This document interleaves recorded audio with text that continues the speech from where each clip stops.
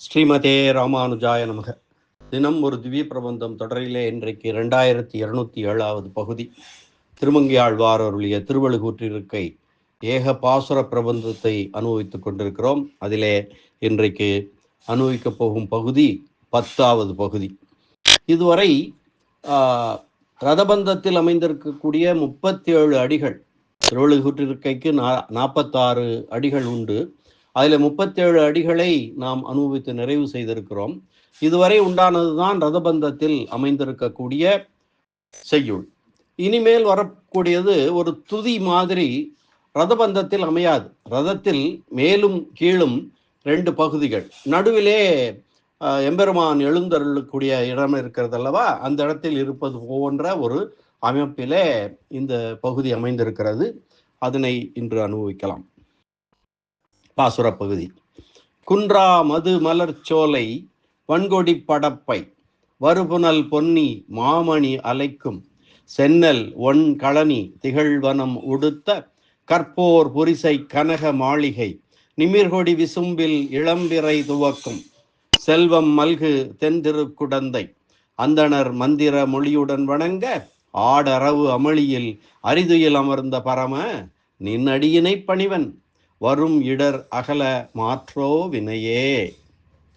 குன்றா மதுமலர் சோலை வன்கொடி படப்பை வரு புனல் பொன்னி மாமணி அலைக்கும் சென்னல் ஒன் களனி திகழ்வனம் உடுத்த கற்போர் புரிசை கனக மாளிகை நிமிர்கொடி விசும்பில் இளம்பிறை துவக்கும் செல்வம் மல்கு தென்திருக்குடந்தை அந்தணர் மந்திர மொழியுடன் வணங்க ஆடரவு அமளியில் அரிதுயில் அமர்ந்த பரம நின்னடியினை பணிவன் வரும் இடர் அகல மாற்றோ வினையே என்பது இன்றைய பாசுர பகுதியாகும்.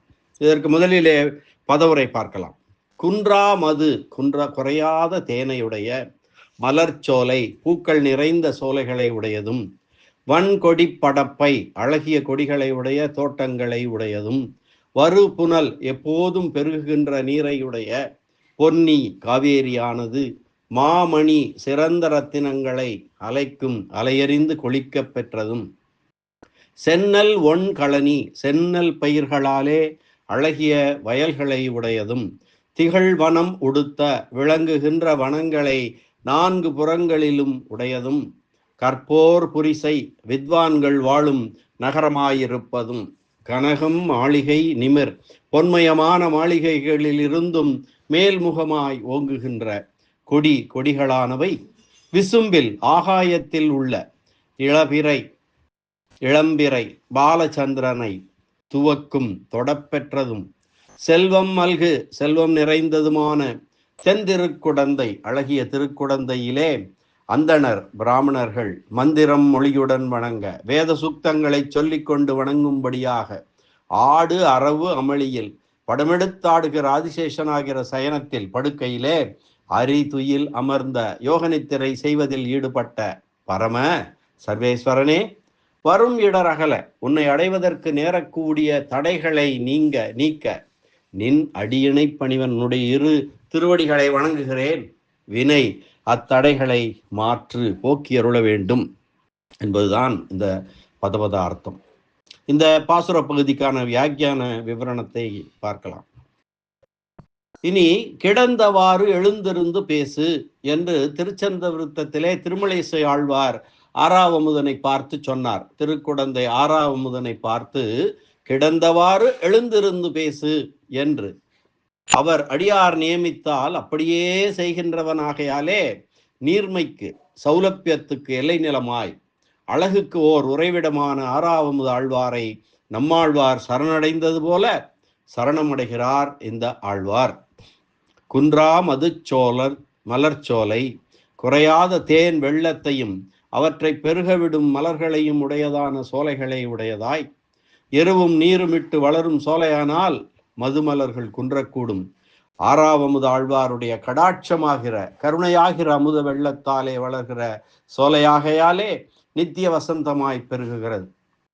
வன்கொடி படப்பை அழகிய கொடிக்கால்களை அல்லது கொடிகளை உடைய நீர் நிலங்களை அல்லது தோட்டங்களை உடையதாய், படப்பை என்று பல வகை கொடிகளை உடைய தோட்டங்களையும் வெற்றிலை கொடிக்கால்களையுடைய நீர்நிலங்களையோ சொல்லுகிறது படப்பை என்று. வன் என்று செழுமையையும் அதனால் வரும் அழகையும் காட்டுகிறது வன்கொடி படப்பை. பருபுனல் பொன்னி மாமணி அலைக்கும் பெரிய வருகின்ற நீர்ப்பெருக்கையுடைய காவேரி சிறந்த ரத்தினங்களை கொளித்து சேர்க்க பெற்றதாய் விளங்கி நிற்கும் சாமரங்கள், பச்சை கற்பூரம், சந்தனம், சிறந்த ரத்தினங்கள், முத்துக்கள் ஆகியவற்றின் குவியல்களை அலைகளாகிற கைகளிலே ஏந்தி வருகின்ற காவேரி. ஆளறியால் அலைப்புண்ட யானை மறுப்பும் அகிலும் அணிமுத்தும் வெண் சாமரையோடு பொன்னி மலைப்பண்டம் மண்ட திரையுந்து என்று பெரிய திருமொழியிலே இதே ஆழ்வார் சாதித்தது போல சந்தினோடு மணியும் கொளிக்கும் புனல் காவிரி என்றும் வேயின் முத்தும் மணியும் கொணர்ந்து ஆர் புனல் காவிரி என்றும் திசைவில் வீசும் செழுமா மணிகள் சேரும் திருக்குடந்தை என்று நம்மாழ்வாரும் சொல்கிறபடியே தலை சிறந்த ரத்தினங்களை காவிரி தன் கரையிலே கொளித்து சேர்ப்பதாக ஆழ்வார்கள் பாசுரமிட்டிருக்கிறார்கள் என்றோ.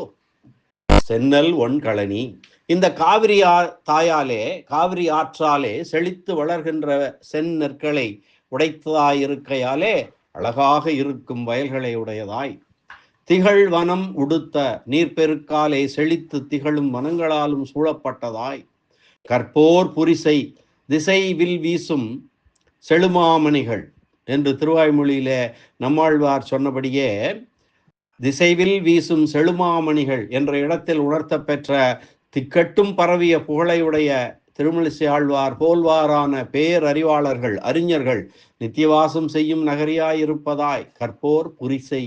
புரிசை என்பது புரிசை என்று புரியை சொல்கிறது. புரி செய் என்று பிரித்து பாடங்கொண்டு புரி நகரியாக செய்யப்பெற்றதாய் என்று தீபிகை உரையில் பொருள் கொள்ளப்பட்டது. அன்றைக்கே புரிசை என்று மதிளாய் கற்பு ஓர் புரிசை என்று நல்ல வேலைப்பாடு பொருந்திய திருமதில்களை உடையதாய் என்றும் எடுத்துக்கொள்ளலாம். கனக மாளிகை, பொன்னாலே செய்யப்பட்ட மாளிகைகளிலே நிம்மிர் கொடி விசும்பில் இளம்பிறை துவக்கும் நடப்பெற்று உயர்ந்து விளங்கும் கொடிகள் ஆகாயத்தில் இளம்பிறையை சென்று தனது படத்தாலே தொடும். இது மாளிகைகளின் உயர்வை காட்டும் உத்தி. நிமிர்கொடி விசும்பில் இளம்பிறை துவக்கும். துவக்கும் என்று கொடிப்படமாகிற கோலினாலே சுற்றிலும் தொடுவதை சொல்லுகிறதாகவும் தடை செய்கையை சொல்லுகிறதாகவும் இருவகையாக பொருள் கொள்ளலாம்.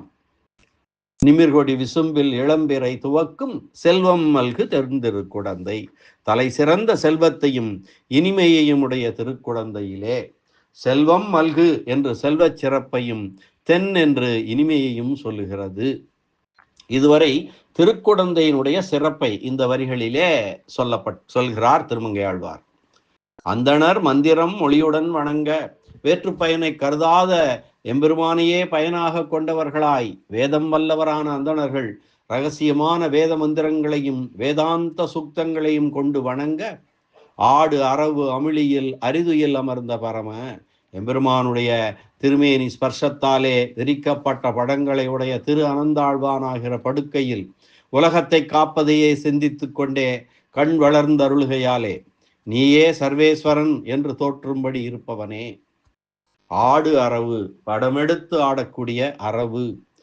திருநந்தாழ்வான் மூச்சை உள்ளே இழுத்து விடுகையாலே தூங்கு தொட்டிலை போலே விரிந்து சுருங்கும் ஆதிசேஷன் என்றும் பொருள் கொள்ளலாம்.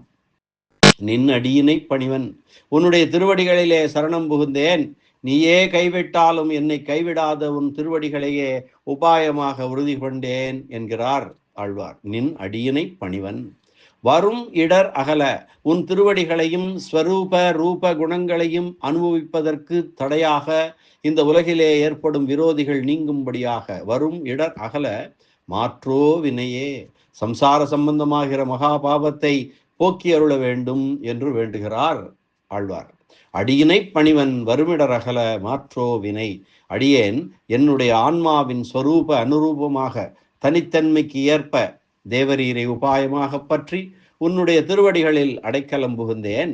தேவரீரும் உமது ஸ்வரூப அனுரூபமாக தனித்தன்மைக்கேற்ப என்னுடைய சம்சார சம்பந்தத்தினால் ஏற்படும் துயரங்களை வருத்தத்தை கழித்து உமது திருவடிகளை தர வேண்டும் என்று தரியேன் இனி உன் சரணம் தந்து என் சன்மம் களையாயே. திருவாய்மொழி நம்மாழ்வார் சொன்னது போல, தரியேன் இனி உன் சரணம் தந்து என் சன்மம் களையாயே, உன்னுடைய திருவடிகளை தந்து உன்னுடைய சரணத்தை எனக்கு கொடுத்து என்னுடைய ஜன்மத்தை கழி என்று நம்மாழ்வார் சொன்னதைப் போலவே இவரும் அனிஷ்ட நிவృத்திக்கும் இஷ்ட பிராப்திக்கும் விரும்பாதது தம்மை விட்டு நீங்குவதற்கும் விரும்பியது கிட்டுவதற்கும் வழிவகுக்கும் உபாயமான அவனையே பற்றி விடுகிறார் திருமங்கையாழ்வார் இந்த பாசுரத்தின் மூலம். இந்த அளவிலே திருமங்கையாழ்வார் அருளிய திருவள்ளுவற்றிருக்கை வியாக்கியான விவரணம் நிறைவு பெறுகிறது. திருக்குடந்தை எம்பெருமான் ஆறாவமுதாழ்வார் திருவடிகளே சரணம். அரட்டமுக்கி அடியார் சீயம் கலிகன்றி கலியன் பரகாலன் திருமங்கையாழ்வார் திருவடிகளே சரணம். வியாக்கியான சக்கரவர்த்தி உரைப்பெருமன்னர் இராமாயண பெருக்கர் பரமகாருணிகர் பெரியவாச்சான் பிள்ளை திருவடிகளே சரணம். ஆழ்வார் எம்பெருமானார் ஜீயர் திருவடிகளே சரணம். மீண்டும் இந்த திருவள்ளுவற்றிருக்கைக்கு கம்பர் ஒரு பாடல், சாற்று பாடல் தந்திருக்கிறார். அதனை நாளை அனுபவிக்கலாம். மீண்டும் நாளை சந்திக்கும் வரை நன்றி, வணக்கம். ஸ்ரீனிவாச வெங்கடேச ராமானுஜதாசன், திருவரங்கம்.